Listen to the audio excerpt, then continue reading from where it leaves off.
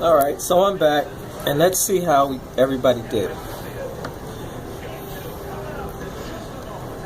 So we're going to start off with x to the 4. I'm going to have my integral. I'm remembering my rule, x to the n plus 1 over n plus 1 plus c. In this case, our problem was already in the perfect form. So I'm going to add 1. 4 plus 1 is 5, divided by 5, plus c. Alright, let's go to the next one.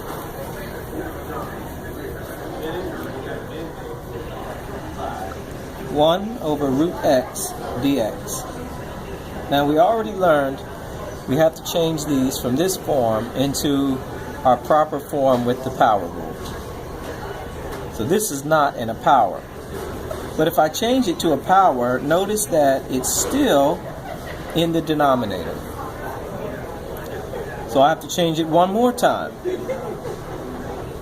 Integral x to the minus 1/2 dx equals the integral. We have our power form, so we're ready to integrate it.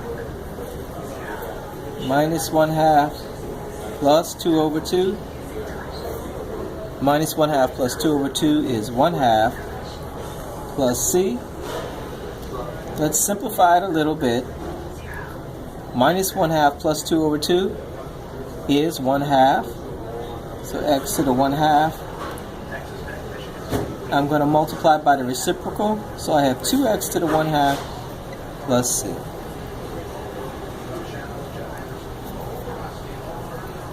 Okay.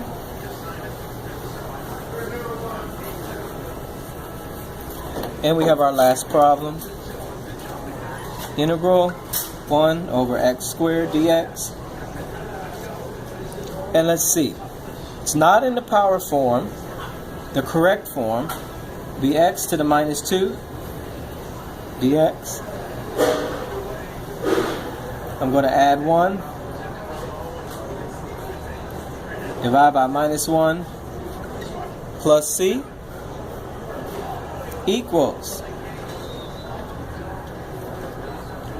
x minus 1 over minus 1 plus c equals minus 1 over x plus c. And there we have it, everybody. So this was the general power rule. And before we can do any problems, you have to be very familiar with this. Everything breaks down into this. Now I want to go over a special case with that I've talked about before. And I'm going to go over it again with this function, 1 over x dx. This is one of the only ones. Everything else, if I integrate 1 over x squared dx, you know, that has to change and become x to the minus 2 dx. If I integrate, if the function is 1 over x to the 1/2 dx, you know, it's going to be x to the minus 1/2 dx. But this one does not change into x to the minus 1. For example, you will not write integral of 1 over x dx and make that x to the minus 1. You will not make that x to the minus 1. That is incorrect. There is a definition. The integral of 1 over x dx is simply the natural log of x plus c. And remember that integrals and derivatives are inverses of each other. So the integral of 1 over x dx is natural log of x plus c, and the derivative of natural log of x is, by definition, 1 over x, and the derivative of c is 0. So let's look at a problem that we had. Okay? where I had x squared divided by x cubed. This is going to be minus x cubed dx. Now, this problem has a lot of powers in it, but you cannot integrate this problem because it is not in the power form. It's not in the nice, basic, simple form to work with. You have to make transformations on this, and to do those transformations, we're going to use basic skills from algebra. So I'm going to write x squared over x cubed minus x cubed over x cubed dx. Now I can make some more algebraic transformations here.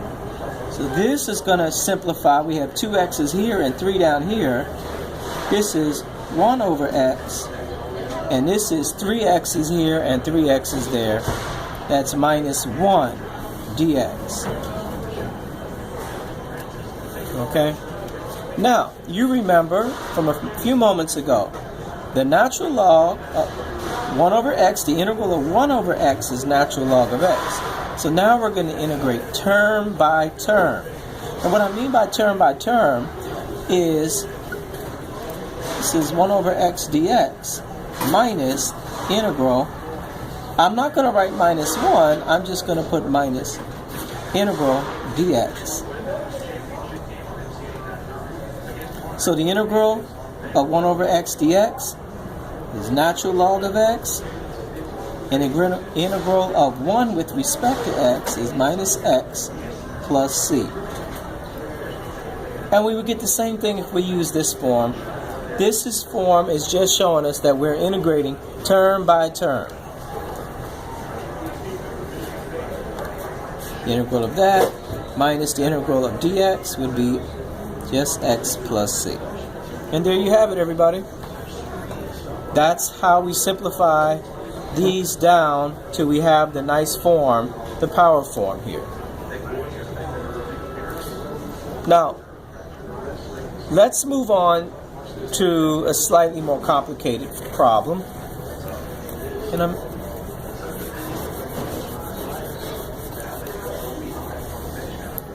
going to put our form back up here. Let's say, suppose now I have x plus 1 over square root of x dx. And you want to integrate this problem out. But you can't do this problem in this form. You have to make algebraic, you have to make transformations, and you have to use algebra to do it. So I'm going to break this up into term by term. So x over my x here over root x plus 1 over root x dx. Okay? We still have to make some transformations here, because this is x divided by x to the 1/2 plus 1 over x to the 1/2 dx. Now, we have to simplify this. So this is an x, this is a power of 1. And this is a 1/2. So what I'm going to do is I'm going to bring this up and make this x to the 1 minus 1/2 plus x to the minus 1/2 dx.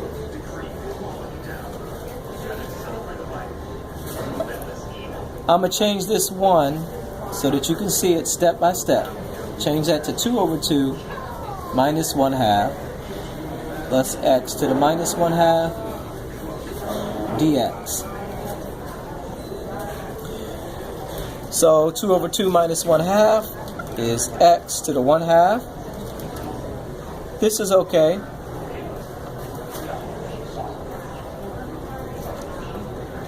There. Got your magazine utensilware all set up? Now I'm going to integrate just like I normally would. X to the 1/2 plus 2 over 2 divided by 3/2 plus x to the minus 1/2 plus 2 over 2 divided by 1/2 plus c equals 2/3 x to the 3/2 plus 2 times x to the 1/2 plus c. Alright. So I would suggest that you try this problem from beginning to end and see if you can arrive at this using these steps. Don't try to change any of the steps. Use all the algebra that I used so that you could learn the processes and learn them very well. And then, as I've already tried to help students understand, look at the problem and ask yourselves in reverse. How did I get to this step? If I can't answer that question, I would go to this step. I can't understand this, I would go to this step. And then this, and then this. And doing their problems and reviewing them in this type of manner will really help your understanding. So now I'm going to go on to some other integration techniques. Okay? That don't involve x to the n. So here's something I want you to think about, and I know you already know this. If I have a function y equals e to the x, and I say, well, what is my derivative? Well, of course, it's e to the x multiplied by the derivative of the exponent, which is 1. So if I know that, I know what my integral of e to the x dx would be. Because remember, derivatives and integrals are inverses of each other. So if the derivative of e to the x is e to the x, then the integral of e to the x dx will be e to the x plus c. So that's where I'm going to begin at. But this time I'm going to show you something interesting. Here I'm going to make my exponent, the function is going to be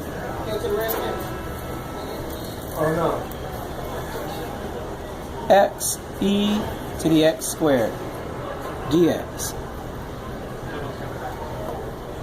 Now notice that the exponent of the e function is not in the, once again, the nice form, the form we can only integrate. So I have to make some transformations of this. But this time I'm going to do a technique called use substitution. And in this case, remember, when we have an e function, our u substitution will be the exponent of the e function. And generally speaking, every time, I'll write this down.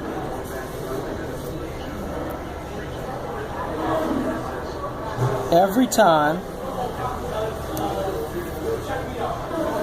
we use the u substitution technique,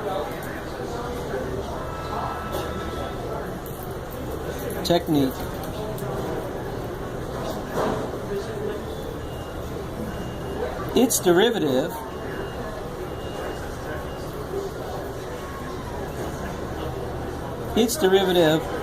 must be in the problem. So here's what I mean. If I let e equal the u substitution equal the exponent of the e function, which is standard for e functions. So u equals x squared. So without doing it, just look at it. If I do a derivative of u, is its derivative in the old problem. And in fact, if we find it, du dx equals 2x. So what we are trying to re-identify with is x and dx. Well, we have an x, but we do not have dx. We have a 2, and we don't have a 2. So we got to get rid of this 2, and I got to keep the x and get rid of the dx on this side. So I can do it all at the same time. Whatever I do to one side, I do to the other. So I'm going to multiply this side by 1/2. I'm going to multiply this side by 1/2. Okay? I'm going to multiply this side by dx, and I'm going to multiply this side by dx. So dx and dx cancel on this side, and I'm left with 1/2 du. The 2's cancel, and I'm left with x dx. So look at the right side of this integral, this our u substitution here. The right side completely matches up with our integral, which means that we integrate the left side, the 1/2 du. So this is our old, which is in terms of x, and this is the new, which is in terms of u.